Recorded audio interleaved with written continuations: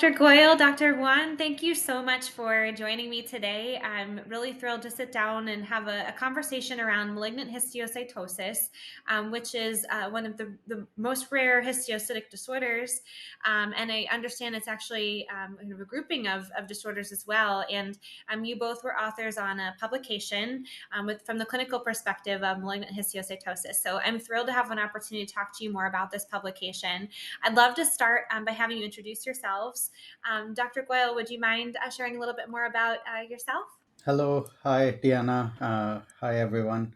I am a hematologist oncologist specializing in adult histiocytosis at University of Alabama at Birmingham, and I've been working on histiocytic disorder clinical and research aspects for approximately 7 years now.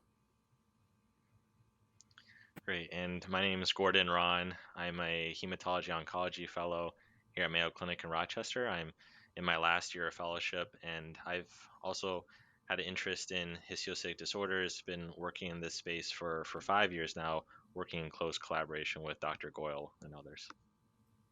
Great, thank you so much. Well, I'm thrilled to have you both here today. And I understand the title of your publication is Clinical Characteristics, Molecular Aberrations, Treatments and Outcomes of Malignant Histiocytosis. And over the last couple of years, the Histiocytosis Association has been hearing from more and more patients diagnosed with malignant histiocytosis.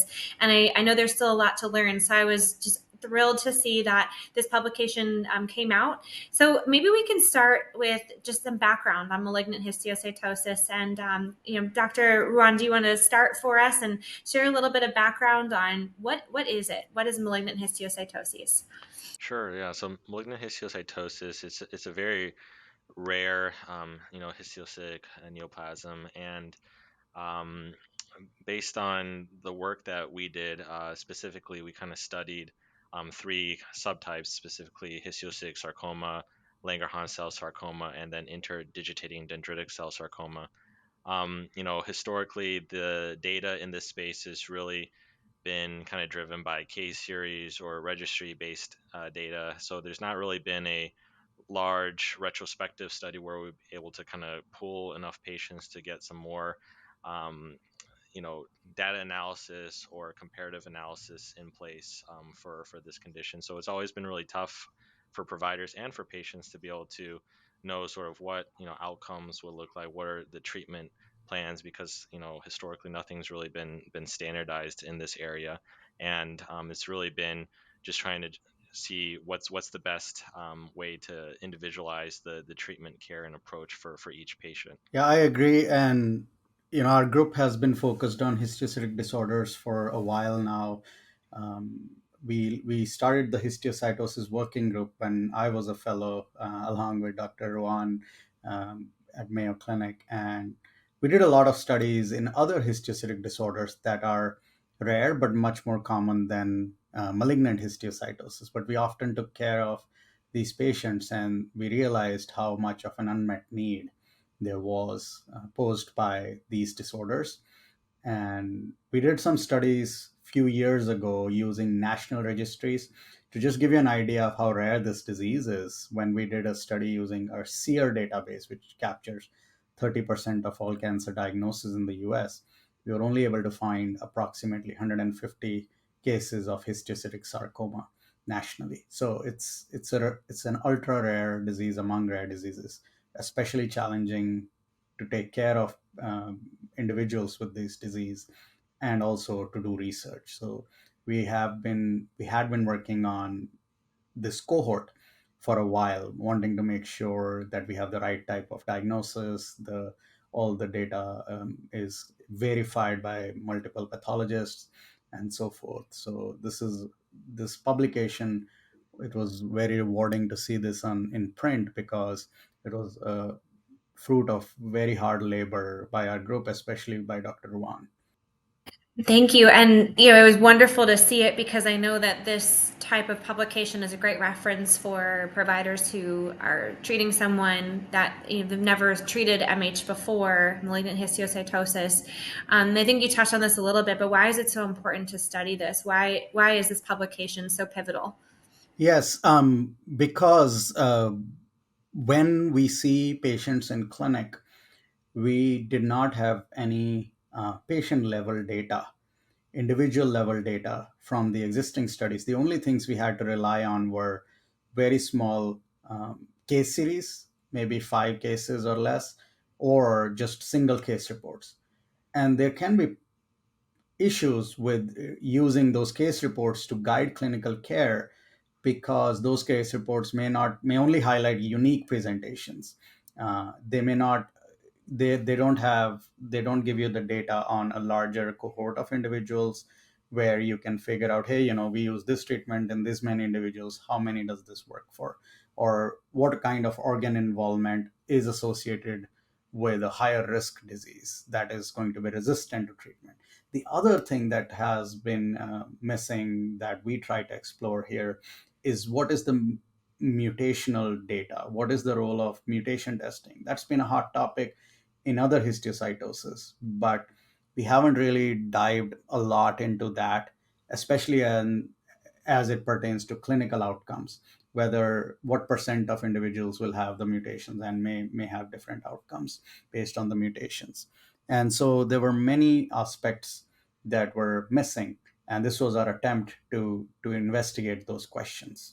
And I think to kind of echo and add on to Dr. Goyal's statements, one thing that previously was done that Dr. Goyal referred to is, these registry-based studies. But one challenging aspect there is, knowing is the pathology accurate. This disease is very complicated to diagnose. I know our pathology colleagues have a separate session where they talked about sort of their approach in being able to come to the diagnosis. Part of the reason for this study again was also to make sure we had accurate diagnoses that were being classified here. And you can see that within our paper, it was over a 20-year time frame, and we only had about 43 patients in our cohort. So again, just kind of echoing how rare this condition is. And we had here at Mayo Rochester two pathologists independently review all the records and the everything under the microscope, making sure everything was correct. And then at University of Birmingham, Alabama, had one pathologist in collaboration with our Mayo Rochester colleagues to make sure everything was correct. So I think there that aspect of really being 100% sure that these are cases where these patients truly had MH and not other diagnoses that could potentially mimic it, such as metastatic melanoma or poorly differentiated carcinomas, was really critical. Yes, I know that even just understanding then the application of treatment for these conditions is still something that's being learned. So the proper diagnosis is crucial, because if you're treating the wrong condition, it could be devastating to to the person. So thank you so much for shining a light on what you did, and this I can see how important this is. I'm really excited to hear more about the publication itself. Dr. Ron, do you want to highlight some of the key takeaways? I'm sure Dr. Goyal, you'll have some that you want to add as well. But just for everybody listening, what are some of the key takeaways that you feel were really critical from this publication and this study? Yeah, so I think one thing that was really important from our study is, again, with relatively larger cohort size, we're able to do some of more of these comparative analyses and see, like what Dr. Goyle was mentioning, some associations at play. So I think one thing that is an important takeaway is that we know that for patients who had limited disease involvement, so if it was, let's say, just involving one site of the body, if they underwent surgery and that was able to completely remove everything, then those patients had overall much better outcomes compared to patients where if there was disease kind of more spread out. Multifocal is kind of what we refer to in the paper.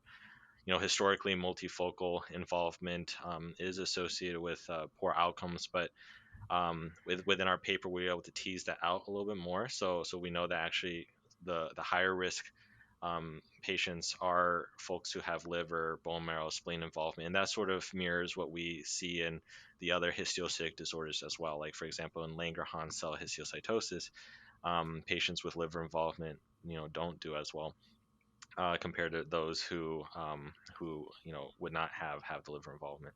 So in terms of uh, the treatments, though, a lot of it's sort of based on chemotherapy, or immunotherapy is another one that we looked into our series. For patients who had chemotherapy, for the most part, again, this would be if the disease was like more like widespread. And while chemotherapy would be able to provide a response, typically the response would not be durable. So there'd have to be some sort of a change in the treatment plan at some point in time. What's really interesting in our study is kind of based on the mutational profile historically in Erdheim-Chester and Langerhans histiocytosis and even Rosai-Dorfman disease, that based on the mutational profile, we can use targeted inhibitors. But based on our report, with the MH, they have so many mutations. Not typically, at least from what we've kind of seen in our report, it may not be driven by just like one mutation, in which case the targeted therapies were not as effective. So it seemed that using something like chemotherapy, if these patients had to go for stem cell transplant to try and consolidate that response, or for immunotherapy, those patients may have had a better a shot at a response compared to just targeted therapy alone. Um, Immunotherapy is still something that we're actively researching, and trying to learn more about in MH, because historically in blood cancers, immunotherapy doesn't have as much of a role, but certainly that paradigm is shifting in other diseases too, like Hodgkin lymphoma. The immunotherapy has really become a component where it's very important in the treatment regimen. So here for MH, something that we're still trying to investigate is, can we predict which patients would have a very good response to immunotherapy? For example, like I said earlier, with patients who have multifocal disease, our report kind of mentioned that the average time frame, again, if you take kind of everyone there, the average time frame is about like a year and a half. But we did have some patients who certainly live beyond that.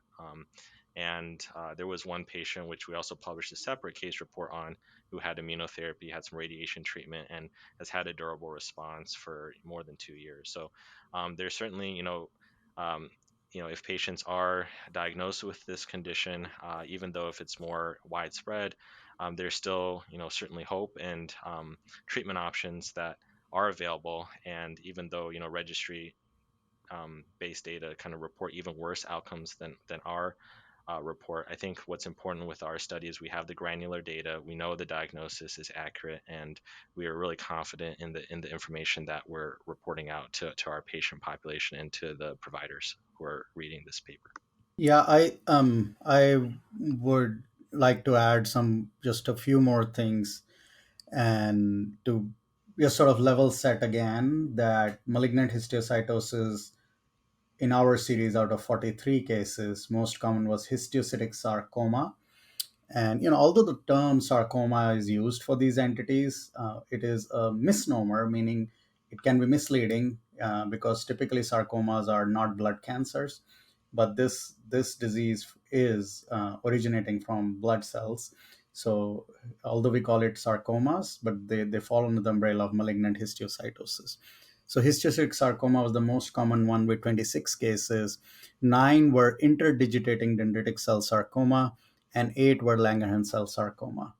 And most common organ involvement, when we looked at, most of our cases underwent a PET scan, from whole body PET scan, which is the recommended modality of imaging.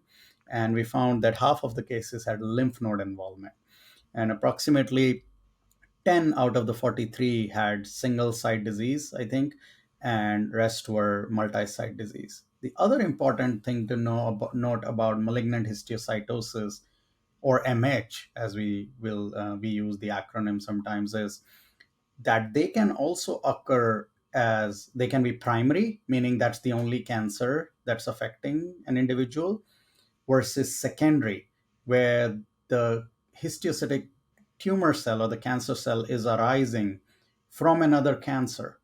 And in fact, in our study, we did a series of tests on about 7 out of those 11 cases that we were able to do tests. We found that the histiocytic tumor cell was actually clonally linked, meaning they were originating from the same cell that was driving the original lymphoma or leukemia. And so it is very important when somebody with lymphoma leukemia develops a new tumor to try and assess if it is associated with the lymphoma or leukemia, because the treatments may be different. Now that's something that needs to be investigated in the future, but certainly the treatments may be different. The other thing which our study highlights is we need more data into mutations. We found multiple mutations. In most of the cases, only two cases had single gene mutations, which is typically seen in Erdheim, Chester, Rosai, Dorfman, and LCH. And so there are much more mutations in this tumor. So the treatment with targeted therapy may not be as straightforward, that you find a gene mutation, you give the targeted therapy, and that's enough. The third main takeaway is, unfortunately, we try to borrow chemotherapy treatments from lymphomas and other histiocytosis in aggressive presentations. We did not find a signal that one chemotherapy was better than the other. So I think there is a huge need to figure out what treatments would work, and whether there are candidates within even widespread disease who would be individuals with those diseases, because certainly we did see very long survival in several of those individuals. What are the factors? Is it the treatments that are allowing the survival to be improved, or is just something in the biology that is different? So our study, yes, it tries to answer several questions, but at the same time also poses several questions for the future that we really need to investigate. Thank you so much for going into these details. It's really interesting to hear the potential impact. That was going to be one of the questions I had, was where next. And so you touched on, treatment of lesions that may or may not be related, the mutations. It sounds like treatment overall as well, just determining how best to do that. There's so many amazing takeaways from this study as well. There's just so much that you've learned. And I know in something like malignant histiocytosis, where there was a lot to learn, this feels like it's very groundbreaking and will lead to a lot of very important discoveries. Is there anything else that you might touch on when it comes to thinking about potential future impact, or maybe in addition to that, any impact that you see on the patient family community or with your colleagues that you want to highlight specifically because of the work that you're doing? Thank you, Deanna, for asking that question. So I think the first thing, for anyone who has a diagnosis, or there's a suspicion for MH, I think one important thing is to make sure to have a second opinion at a academic center that has experience in treating and managing these patients. Just again, given how rare it is, and potentially that there could be other mimickers out there. Assuming that the diagnosis is correct, then I think the other aspect here is knowing that, even yes, while we are reporting that there are patients who did not do so well because the disease was more aggressive, there is still patients within our cohort who had responded well to treatment, and that's our next job, is trying to really figure out what is it within the disease biology that led to these durable responses. Because historically, for MH, at least when you go through case reports, case series, the survival outcomes are not good. But yet we are seeing here within our study that there are patients who surprisingly do well, and we don't know yet if that's, again, because it's the particular treatment and the mutational profile that that patient had.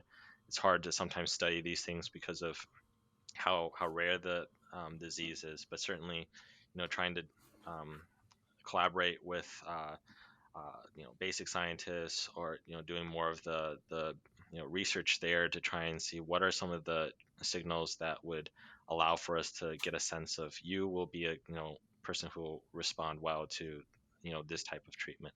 um, and then like Dr. Goyal was also mentioning, from the mutational standpoint too, I think getting a better sense of where, why is it that MH is so different compared to the other histiocytic disorders where, for Erdheim-Chester or Langerhans cell histiocytosis or Rosai-Dorfman, there may just be one mutation kind of driving it. In MH, we certainly see there's a lot more, and potentially it could be it's just more complicated disease. On top of that, too, there's also that aspect that Dr. Goyal mentioned where the disease can come from, a pre-existing lymphoma or leukemia. So I think just trying to better understand the disease biology will allow us to better provide the future treatment recommendations and approaches to patients, and hopefully, really improve the survival outcomes for patients. I agree with everything Dr. Ruan said. I think, while our study provides information, there is also limitations because still at a retrospective study, it's not like we selected a group of individuals and gave them one type of treatment and or two types of treatment and compared them. So there were multiple types of treatments used. So that doesn't mean that those are the only treatments out there. So main takeaways for the community would be what would be practice impacting would be to ensure that a diagnosis is accurate. So even among experienced centers, it's important to make sure somebody who sees this routinely or has seen them often just lays eyes on these samples. Often, even if you are located at a different institution, you can ask for a pathology consult where the slides can be sent without you having to travel to one of the institutions that are centers of expertise. And the Histiocytosis Association maintains such a list of providers and institutions. And then, so because you need, if you don't have the diagnosis accurate, we may end up going down the wrong path altogether to begin with. We have often seen cases where it was called as a histiocytic sarcoma, but turned out to be a non unrelated blood cancer, just because these cells may look the same under a microscope to an untrained eye. So it's very important to do that, and also definitely I cannot stress enough the value of a second opinion if you are able to, but also we are always open if your physicians or providers want to reach out to us for questions informally. We are available. We'll try our best to help. And then getting mutation testing, knowing your mutation testing results are very important as well. Sort of empowering yourself by knowing what is driving the tumor. As the more we test, the more we will learn. And so there is an effort ongoing to sort of try and come to a consensus about how to go about diagnosing and managing these conditions. And this is just a first step in our efforts toward toward that broader endeavor that we need to undertake to come up with it.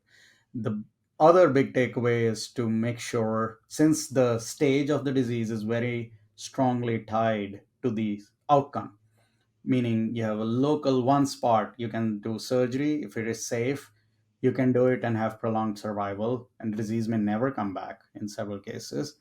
But that also highlights how important it is to stage at the very beginning. So if you, even if you have one tumor somewhere, it is recommended to undergo a full body imaging, especially if possible PET scan, to make sure all the staging is done accurately, because that can completely change how you manage. You don't want to do a major surgery in one spot if there are multiple tumors elsewhere on the PET scan, because that surgery will not lead to remission in other sites of disease necessarily.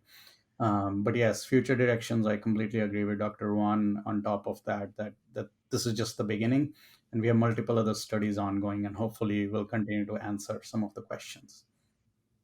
That's phenomenal. Thank you for sharing everything that you did and for those important takeaways for the patient family community as well. I think that those are really critical pieces, and being able to really know that you can feel empowered to reach out for second opinions and to get all the information that you need to help make an informed decision with your care team is critical. And then, to follow the work that you're doing as you continue to learn more about, these rare conditions, and as you peel back the layers and we learn more, then it'll open up the doors for even more research and opportunities for people to to have the best outcomes. So I'm very, very grateful to both of you and your teams for the incredible work that you're doing, and for your passion for and commitment to the histio community, and especially because malignant histiocytosis is so rare and there's so much to learn. Thank you for focusing on this in particular and for really doing this groundbreaking work. Before we wrap up, is there anything else that you'd like to share about the publication or just anything in general that you'd like to share with the community?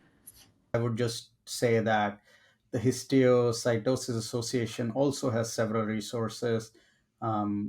The education section on malignant histiocytosis was recently updated.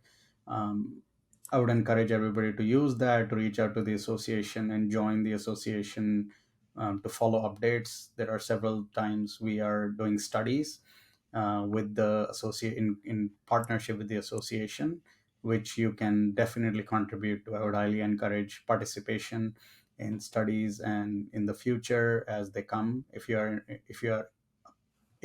linked to the association, you'll be made aware of those. There are also events that happen, patient and family gathering events. The next one is a regional one is happening in Birmingham, Alabama in the fall. So you may want to look out for that for some fellowship opportunities. So there are when you're dealing with a super rare disease, it can feel isolating. So it is very important to reach out and to build a community and fellowship to support each other.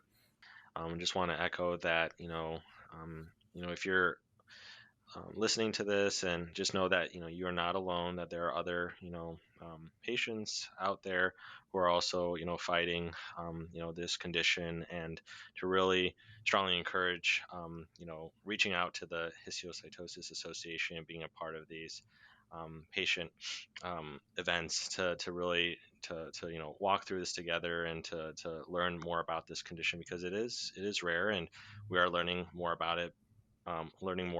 But day by day, and month by month, year by year, we're going to continue to have more research, and hopefully have more good treatment options for this disease.